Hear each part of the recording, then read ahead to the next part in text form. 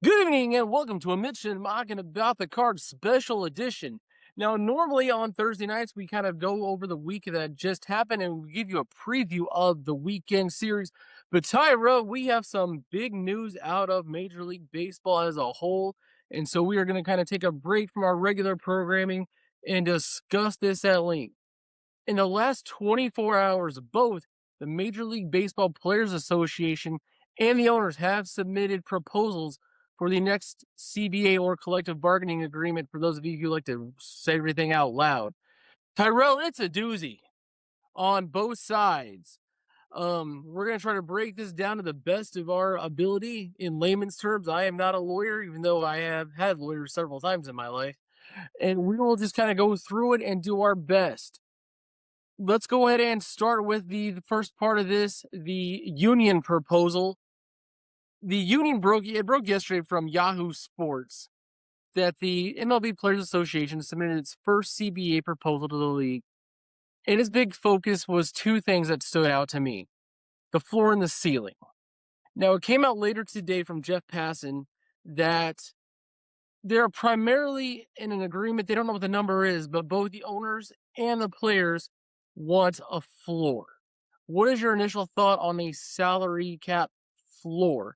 And that number that is currently being floated is, I just saw it, roughly, I'm got notes galore for the show, but it's sitting at 171.2 million for the floor. I'm happy with the floor. I think that's a good thing because I think they can it might be a little bit better for the players in the long term, because it will get your bottom rung teams to pay a little bit extra and get that more up there. So I like that a lot to help out the players. Half of Major League Baseball is currently under that floor, including our own St. Louis Cardinals, who are $76 million below that floor as of this year. And the highest paid contract on the roster, Dustin May, will drop after this season. That's a significant amount of change, my friend. $76 million. Yeah, I think in 27, I think their payroll went down to like $30 million, like, or something ridiculous. Like their payroll dropped significantly down. You're like, whoa, whoa, whoa. So like they're eligible to start getting these guys. But I think DeWitt saw this one coming a little bit, and I think he got himself ready for this because I think it's a lockout brewing happening right now. So I think they were prepared for this, and that's why they got a lot of these contracts coming off the books. Looking at the last available numbers, 2024 revenue, the St. Louis Cardinals made $373 million. Their 25 payroll compared to that was only 160 million. That was 42% of revenue spent on payroll. It's close. I mean, I kind of expect that. I mean, it's almost 50% of your entire revenue. So I mean, that's good. You're showing your players hey, I've got to make money, you got to make money too. So let's split the difference here. Let's call it, 56-42. The DeWitts Good tell game. you all the time, math is hard, that baseball is not a profitable business. But looking at even the lowest revenue team, which I do believe is the whatever we're calling them this week, A, is at $257 million. But with a payroll of 100, only 111, Oakland still cleared 160 million. Yes. And that franchise alone, probably what is that a bill? Because it's got some history behind it. Is that franchise worth $1 billion?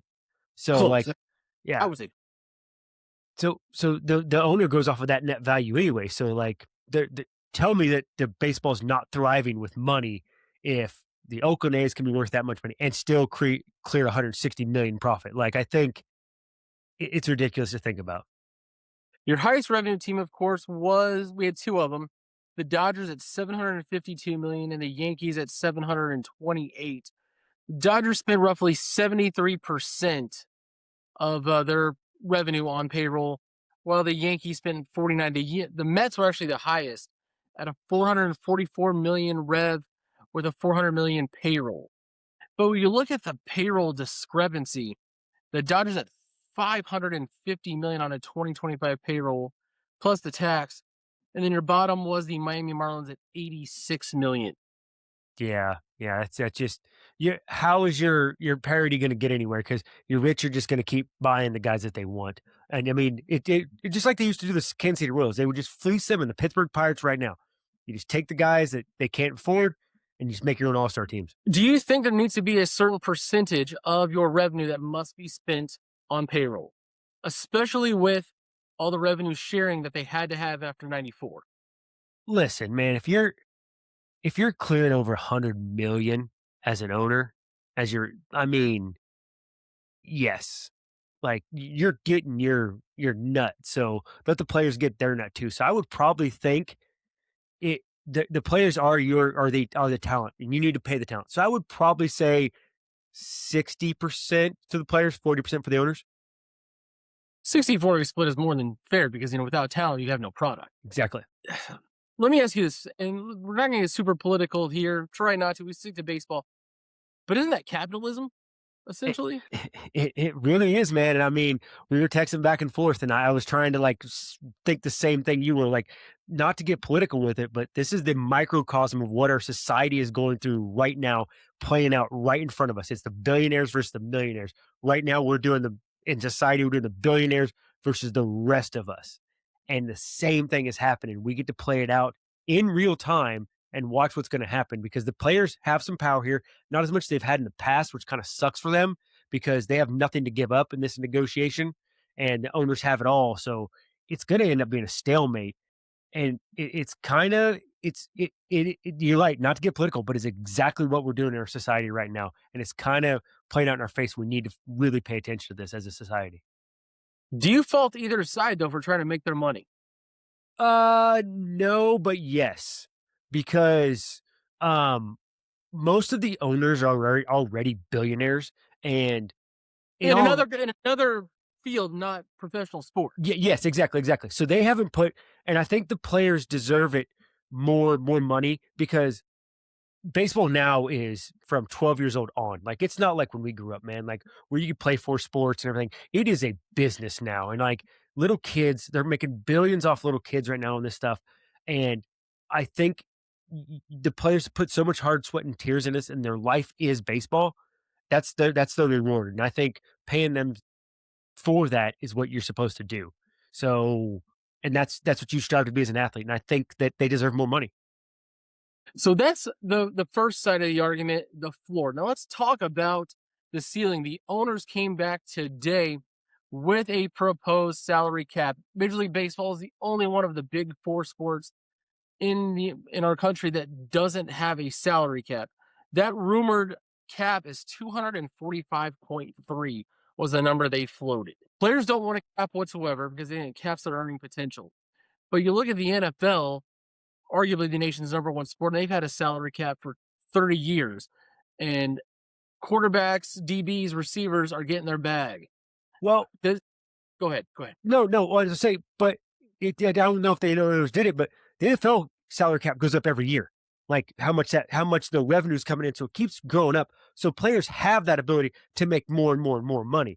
Granted, you gotta be that guy to be the face of football too to get that money. The NBA, when they started the salary cap, has this rule. It's called the Larry Bird rule.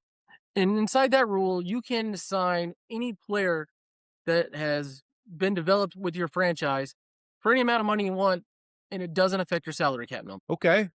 Bird has, famously played his entire career in Boston.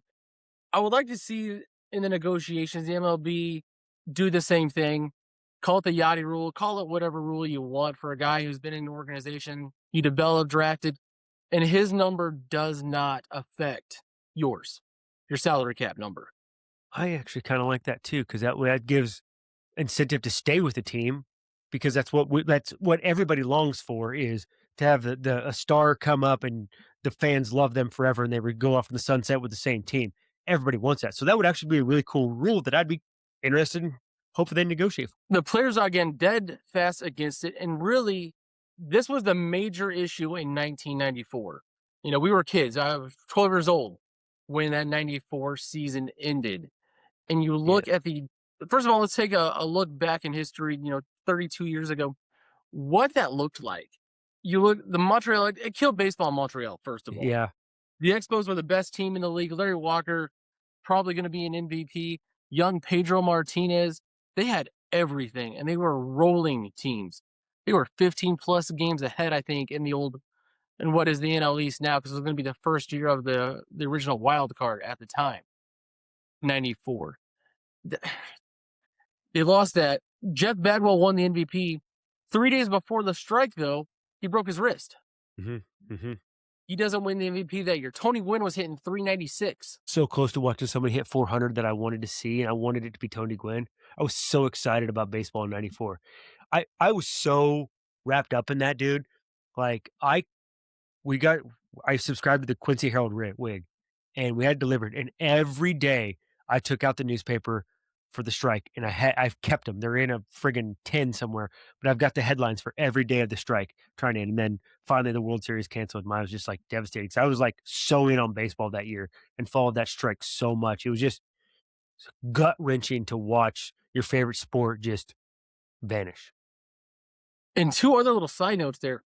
Both King Griffey Jr. and Matt Williams, there's a name for you, were ahead of the 61 pace There were, at the yes, time. yes, yes.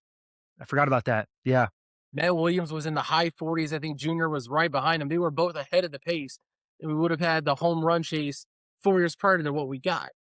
But then you turn the script over into 95, and in February of 95, they announced replacement players and had training camp with replacement players. Scrubs, scabs, whatever your union opinion is. And it broke up two things. One, because of labor laws in Canada, Toronto was going to have to play in their spring training home in Miami because they're not allowed to use essentially scabs, is what they were. And then Peter Angelo, who owned the Baltimore Orioles, still may at the time, was a labor union lawyer. So he was not using replacement players. Okay, one of the So that's few the good thing things that I've effect. heard of him. And then you kind of look, a few years after, a couple guys, the most famous being Kevin Millar, with a replacement player who ended up being a World Series champion and kind of a pretty popular, well-known face throughout baseball now on the commentary circuit. But those guys were never allowed to join the union. Really? I didn't know that at all. There was never, unless you ordered a custom, there's never a Kevin Millar jersey anywhere to be bought because that is sold by the PA. He's not in a single video game Wow. because they broke the picket line, or they were essentially replacement players. They were never allowed to join the PA. Wow, I never knew that. Holy shit, and he's on MLB In, a, Network too, like, touting them all the time. Wow. in an asterisk to that, because of that, they don't get the pension or the benefits. Wow. Okay. Shit. Alright, alright. Wow, I didn't know And, that. and again, we got billionaires fighting with millionaires over money. The the MLB Players Association did come out with a joint statement today. I'm going to read it verbatim from Jesse Rogers, ESPN on X. MLB's response in part to today's proposal. The owners responded today with the demand for a salary cap system, something generations of players have fought against. The last time the owners made such an explicit push for a cap, over 30 years ago, led to the largest work stoppage in MLB history. For generations, our members have fought against cap systems because they harm players at all levels, erode or eliminate contractual guarantees, pit player against player, lead to more work stoppages, not less, and get worse for players over time. Caps don't low ticket prices for fans, eliminate tanking or ensure teams are run with equal competence. They suffocate competition by offering owners an all-purpose excuse for an action in mediocrity. I Lots to unpack there. Yeah, yes, but I love it, because I read it in that player's voice. They are throwing some smoke at the owners right now, like, "Hey, hey, hey, you guys are making enough, and you guys have been running us into the ground because you guys won't, do anything, and you're making a ton of money off of us." And they recycle through players so fast. Players are cycled through so fast in baseball now, it's crazy. Uh, like, so I get it, like, I agree with them, and you have why put a lesser product on the field is basically what the players are saying, just for your own damn money. To your point, the average MLB career in this show is 5.6 years, but most of those guys last between 2 and 3. 20% of all players get what's called a cup of coffee, 15 days or less. 10% of players reach the 10-year service mark, which is what you need to get full benefits invested in the pension plan. Less than 10%.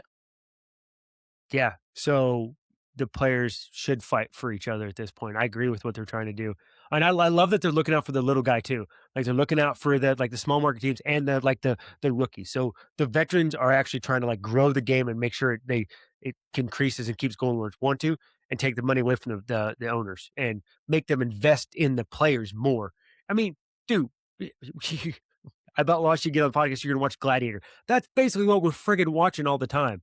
We're just watching Gladiator. We see work stoppages a lot. I mean, the federal government stops all the time now Yeah. because we can't pay our employees the right way. TSA, the train union just had one.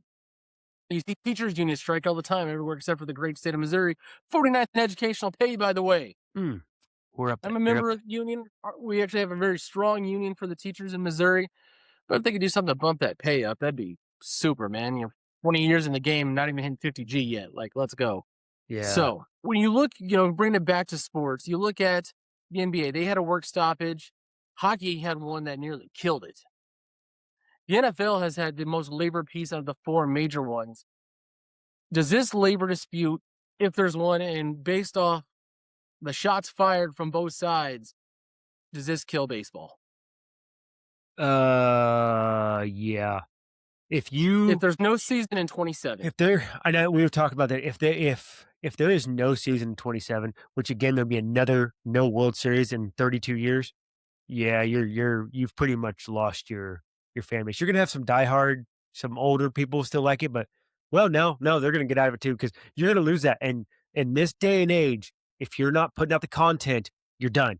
And MLB won't have that content, and you're gonna lose a whole flock of fans and whole flock of media you could have gotten from there. So yes, it's gonna kill it.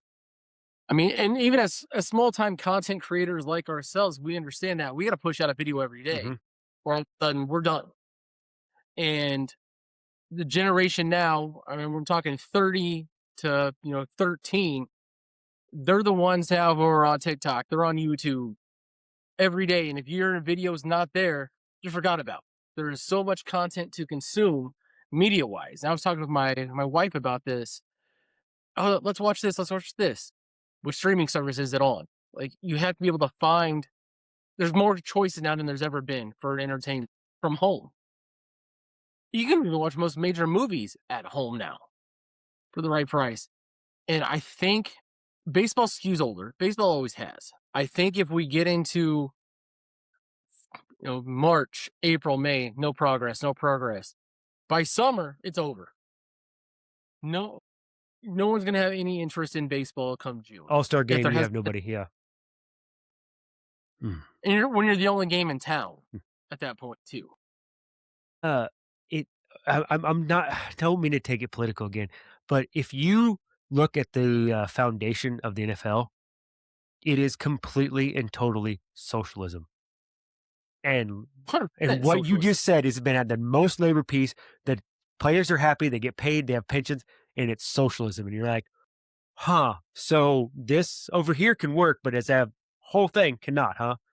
So? And basically, that's what the players in MLB are trying to do too. Is hey, share with everybody, so we can share and share alike, so we can become the NFL and have a great product on the field. And it goes back to the philosophical matter of socialism, essentially versus capitalism. Hmm.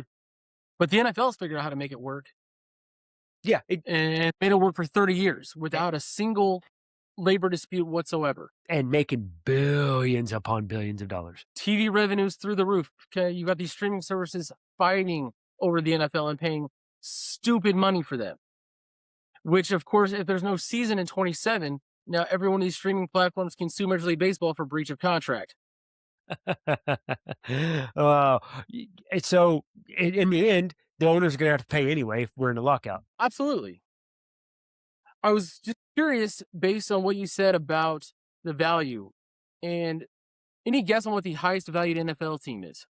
Ooh, God. Oh, man, that hurts. Philadelphia Eagles? No, it is actually the Dallas Cowboys at Shit, why was that? 13. Why did I not even think about the Cowboys? I just went, yeah, wow. I went to people that actually win games. Sorry. Cowboys are valued at 13 billion. Whoa. The closest MLB team is the New York Yankees at 9. There's a $4 billion difference between the two. Wow. Dodgers also come in around 9, Boston at 6. And the Dodgers have the Japanese market too, so that's probably a true 9 bill. I'd probably man, I think the Dodgers would be worth way more than that. I think the Dodgers should be up there with the Cowboys, to be honest with you, because that is such an iconic brand. It's still a lot of money, Yeah, bro. yeah, I know, It's I know. $9 billion. Yeah, I don't know what I'm talking about here. But yeah, dude, that's yeah. So there's that 4 billion. So if you can share and share alike MLB and put a great product on the field, you can be worth at 9 billion of what the product is now. Just say double that, and they're worth 18 if you can The do it right. Yankees and Dodgers, $9 billion. Get this, would only put them at 7th in the NFL. Jesus Christ. Cowboys at 13. And these numbers are all with a billion. Followed by the Rams, Giants, Patriots, 49ers. It's kind of a surprise. Eagles, and then the Yankees and Dodgers are both equal-ish to the Raiders and the Bears. The Raiders are worth 9 bill. Get the Yes. wow. Where The NFL, man. oh, wow. Okay. Friggin' A. Okay. There's so much money out there, and I can't believe we're fighting over they're worth $9 billion. They're talking about measly. The players want they want to go from $780,000 a year being paid to 1.5 million as their base salary. Like that's such a minuscule amount to these people. It's nuts to think about. The just so I can, because the number's gonna be stuck in my head. The NFL's lowest rated team, valued the Cincinnati Bengals at $6 billion, would put them fifth in Major League Baseball. Nuts, man. That is crazy.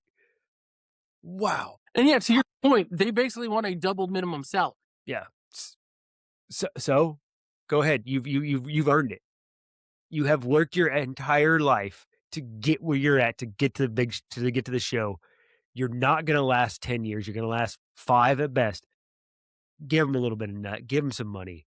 Come on now. Any guesses what the Cardinals are currently evaluated at by Forbes? 2.2. Close, 2.5 Ah, billion, dang it. Wow.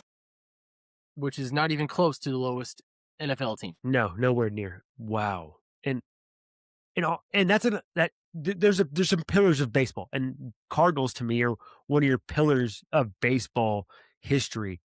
Only worth 2.5 bill. I would say your four pillars of baseball are going to be the Yankees, the Red Sox, the Dodgers, or the Cubs a distant five because fuck Chicago.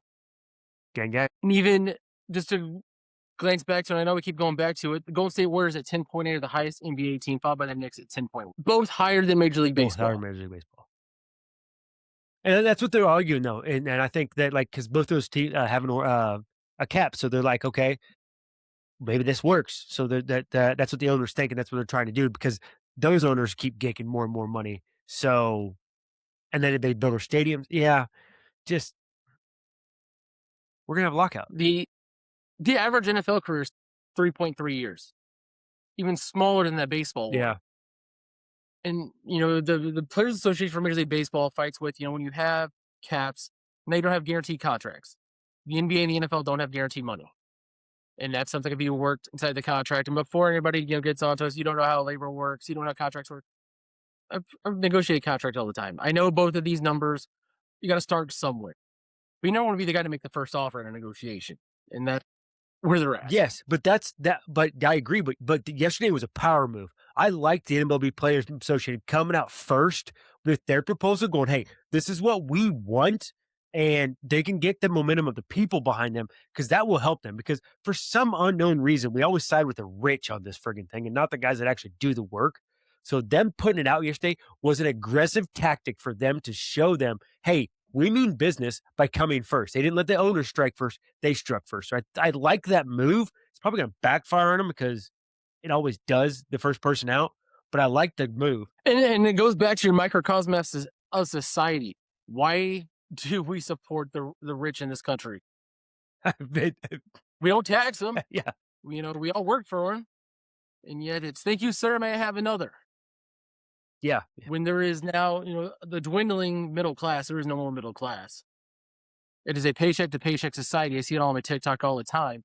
And I'm not comparing, Major League Baseball players to that because those guys tend to do okay if they're smart with their money. But you're seeing this now on a grand scale of what the rest of society deals with. yeah, absolutely. We want more money and better rights, better benefits. And billionaires are saying, nah, get mine. And You know, Go ahead. No, no, no. I'm listening The again, and think about the sphere of influence of Major League Baseball. What you're also impacting, because if baseball doesn't have a season next year, you're impacting agents, you're impacting the food industry, you're impacting parking vendors, you're impacting all those people that work at the stadium, the medical staff, the trainers. You're not just affecting the players; you're affecting the whole ecosystem of Major League Baseball, and it's kind of just ego centric of the billionaires to think this. and then they're going to scream poor for 3 years like they did post COVID. Yes, yes. We lost all this money by not having concessions revenue. Little wits will tell you Ballpark Village is a ghost town. But it's a ghost town because people get shot and stabbed there, okay? Yeah, not a place I'd bring my family. A couple other notes as I look through here from the players ask. Competitive integrity tax, any team that does not spend the 150. NBA has got a similar thing as well. If you don't spend the floor, you get taxed up to the floor. So you're gonna have to spend it anyway. You might as well put it on the field. Increased revenue sharing guarantees every small market club minimum of 240 in revenue, which is essentially what they're asking for on the salary cap on the other Mhm. end. Expanded draft lottery. The NBA just flipped that today as well, changing their draft lottery rules to de-incentivize tanking. Do Now, do let's ask. yeah, Let's talk yeah. about that for a second. The NFL, has it's hard to kind of tank an NFL game. It's possible, but you've seen it happen with a high quarterback coming out as the first pick. Teams will strategically select. You'll see the same way in the NBA with a high profile player. Can you do it in baseball with a guess that this guy's going to be good in 4 years? Yeah, Would you, I'm with you. I mean, unless you intentionally, um I mean, they asked that's what I was thinking too. Can you in baseball? I know we said the Astros did, but all they did was try to draft and develop, so they went through a cycle of trying to get better. So they were at least trying to put a sizable team on the field and go, "Hey, we're not gonna be good here for a while because we're investing in our minor leagues to get us back to greatness." And look what they've given for the last 10, 15 years on that front. Same with the Cardinals and the aughts. Like, we developed everybody or, we put that product field because draft and develop. So they've tried that model and it works, which is why a lot of teams have want to. And now they're making more money. So now they're trying to stick to it rather than spending so much damn money they did in the 90s. But I just lost my train of thought of where I was going with that entire tirade after that. the, the new NBA rule is no back to back first round picks, no top five back to back Ooh, as well. ooh, I like that. Yeah, and yes, but baseball is kind. And would you allow them to trade draft picks too? Come on, I want to see that sometimes too. That rule Yeah, is asinine. yes, I agree. Yeah, I agree with that 100%. Like, I like that more lottery, but I don't think you can tank it baseball because it's a gamble the entire time. You can say analytics, eye test, whatever you want. It is totally on that one person in his head, in his brain, in his whatever he's got going on. It's all on him. So he can sink or swim. You're never going to know at all. It's a guess. It's gambling. Bruce Meyer is a new interim executive director of Major League Baseball's PA after Tony Clark had some this Yeah. with allegedly with this sister. So and he was the head of their labor kind of force going through. So he's gonna have a big kind of shoe to fill. Rob Manfred on the other side of the table. I don't know, man. Like we talk about it a lot. Rob Manfred hates baseball. Yeah. Yeah. At least in my Yeah. and at the end of the day, the commissioner works at the pleasure of ownership. Mhm. He's negotiating on behalf of the owners. Eh, I don't see this I going don't well. either. And like, they've pushed through so many things too to change baseball, like the pitch clock, ABS, the extended bases. Like, you've pushed stuff through already under this collective bargaining agreement to get baseball faster and move quicker. You've already changed the game without the players. They must have had sign on some way, but you've already changed the game for Rob Manfred for what I could be perceived as good or bad. It's still a great game. And it always will be a great game. But as we talked about on our regular show, Man Yells at Cloud, go watch some 1998 clips of baseball and tell me the game's better now. Exactly. The juice ball era was so much more fun. 12, 11 games were the best. Guys just roided out of their minds. And We talked about it. In the event of a work stoppage, we will probably just pretend that it's 1998 or even my favorite season of 2006 and go through it on the show until there's baseball, and we'll watch it live Hell yeah. and treat it as stuff. I love that. Finally, Tyrell, my last thought on this: everything goes perfectly. We get a cap, we get a floor. What becomes the destination city? Everything's equal. Does Miami become a destination place now because it's South Beach in the summer? Your traditional franchises, do they stay traditional powerhouses? Do people still want to come play ball in St. Louis? Still want to be a Dodger? Still want to be a Yankee? Or is it, do I go to Texas with a no state income tax? Or do I go play in Tampa of all fucking places? You're Or even, I'm gonna throw one more at you. Go to go to the A's and chill in Vegas for 81 days a year. I think yes, your pillars are people are still going to want that, but I think it's going to take a little while. But you're going to have a generation of kids that be like, "Oh, I want to be a Milwaukee Brewer. I want to be a Toronto Blue Jay. I don't need to be a Dodger or a Yankee because my franchise here is winning too and putting a good product on the field." I think it's always going to be, and it should always be about culture fits and how you fit in better with that culture. I don't know, and which will say a lot about people. Like you will say a total lot about a franchise. Like if you have free agents wanting to sign there because of the culture and everything like that. So that's what it's going to become. I want it to. I want every city to be a destination city because that makes baseball good, makes baseball fun. Like when Kevin Brown went to the San Diego Padres, you're like, holy crap, what? But hey, got him the World Series. So you want to see that in baseball for everybody. You want to see the Royals make the World Series. You want to see the Guardians do it. You want to see those smaller market teams get there because everybody loves that Cinderella story. So I think it'll make a better product, and I think it'll be good. You talk about culture, and we'll kind of wrap up with that. The San Antonio Spurs in the NBA, the culture there, Popovich started it now. They're kind of rolling through. They get premium free agents in San Antonio, Texas, of all Hmm. places. And then you kind of also look at, I lost my train of thought as well. The New England Patriots as well. Yes, yeah, very much so. That culture, that's where players want to go because that culture of winning or that culture of like, hey, we're going to do football the right way, or we're going to do baseball the right way, basketball the right way, because that's what they want. And I think that's the players are going to go to the teams that take it the most serious or is the most best vibe for them. Gotcha. I'm 100% with you on that, and it'll be interesting to see. I mean, more and more is going to come out of this as stuff kind of plays out over the next couple months.